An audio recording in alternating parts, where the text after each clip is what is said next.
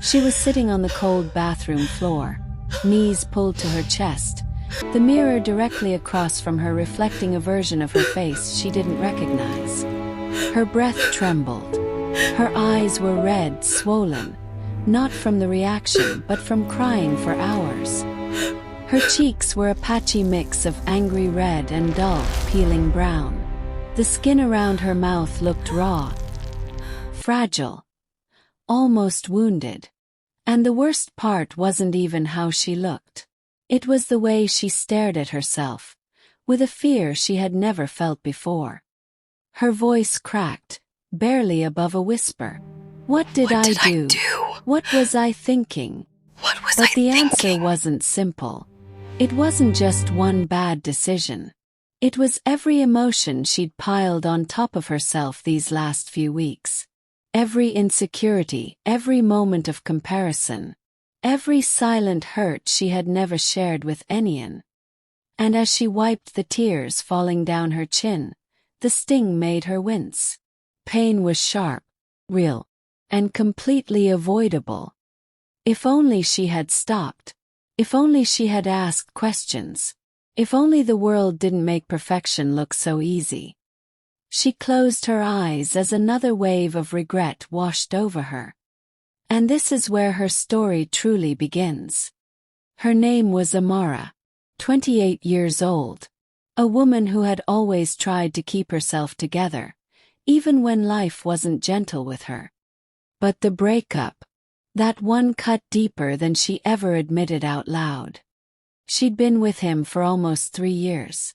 And when he walked away, clean, calm, saying he needed someone more aligned with his lifestyle, she folded inward quietly. The kind of heartbreak that doesn't scream, the kind that sinks. Her friends kept telling her she was strong, that she deserved better, that time would heal her. But time wasn't the problem. It was the mirror. Every time she looked into it, she felt not enough, not beautiful enough, not glowing enough, not smooth enough, not whatever enough. And then she saw her. His new girlfriend. Flawless skin. Flawless pictures. Flawless confidence. The type of flawless that isn't real, but still hurts. That's when she started scrolling more, watching more, trying more, chasing perfect, like it was a destination she could reach if she just corrected the little things she didn't like about herself. The filters, the trending routines, the influencers saying, "This changed my life. This one trick works instantly." She believed them, because she needed something, anything that made her feel a little less broken. It happened on a Thursday night. She wasn't looking for trouble. She was looking for confidence. She typed in, "Quick glow-up routine. DIY skincare for damaged skin." What popped up were hundreds of videos, millions of views, all showing people using the exact same mixture. Lemon juice, toothpaste, turmeric, a tiny bit of baking soda. They called it the instant glass skin mask. Every clip showed girls laughing, glowing, smiling. Free, easy, safe. Works overnight. Trust me, your skin will thank you. She watched one video twice. Then again. The comments were overflowing with praise. And something inside her whispered, "Maybe this will help. Maybe this is what I need." She didn't hesitate. She went straight to the kitchen. She stood at her counter mixing everything in a small bowl. The lemon smelled sharp. The turmeric stained her fingers. The toothpaste made the whole thing look like some strange yellow paste. But she didn't question it. Not once. Not when she stirred it. Not when she dipped her finger in to check the texture. Not even when she remembered her skin had always been sensitive. Pain wasn't in her mind. Hope was. She walked to the mirror, tied her hair back, looked at the tiredness on her face, and whispered, "Just let this help me." Then she applied it. The coldness hit her skin first. A strange chill that felt almost refreshing. An small tingle. Nothing alarming. Nothing painful. She even smiled a little, thinking, maybe this really works. But then, the tingle sharpened, turned into tiny sparks, like the faint prick of needles. She paused, staring at the mirror. Her heart beat a little faster. But she convinced herself it was normal. People in the videos didn't complain, so she told herself not to overthink. She tried to distract her mind, breathing slowly, until the sparks became heat. Not warmth, not discomfort. Heat. The type that creeps under the skin, grows quietly, and doesn't stop. Her eyes widened. She leaned toward the mirror, touching her cheek lightly. The moment her fingertips pressed her skin, he jerked back. The burning was sharp, like fire beneath the surface. Her breath hitched. She blinked fast, once, twice again, hoping it was in her head. But it wasn't. It was real, and getting stronger. Her pulse rose. Her throat tightened. A small voice in her head whispered, "Wash it off." But fear made her freeze. She touched her cheek again, this time barely grazing the surface. And the pain shot through her so quickly she gasped. No, it's okay. It's just supposed to tingle. Maybe this is part of it." She turned toward the sink. But before she could reach it, her skin throbbed. Deep pulsing ache. Her hand shook. She grabbed the towel, pressed it to her cheek. And the burning exploded. She flinched violently, dropping the towel to the floor. This wasn't normal. This wasn't part of the routine. This wasn't something she could ignore.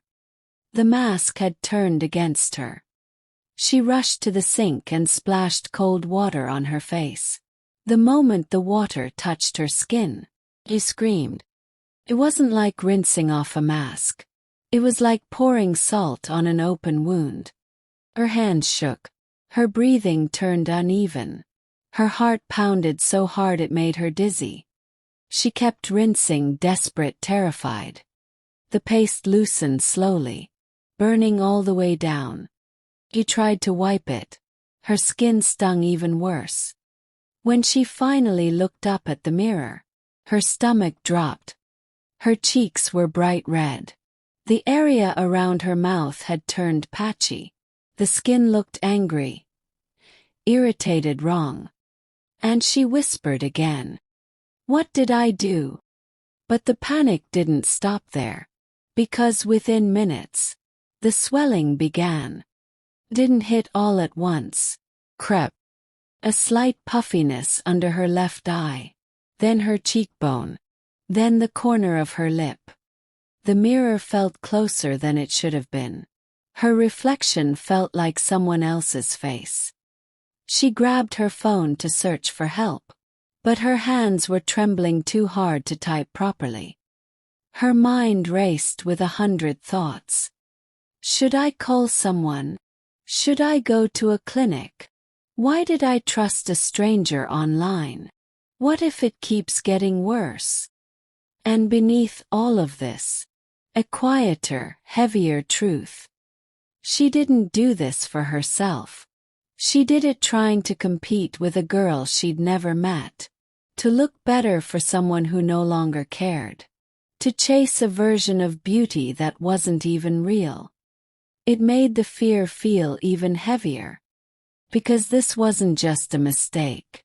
It was a wound she gave herself. And the next 24 hours would show her just how deep it would go. The first sting came small. Almost like someone dragged a hot needle across her cheek.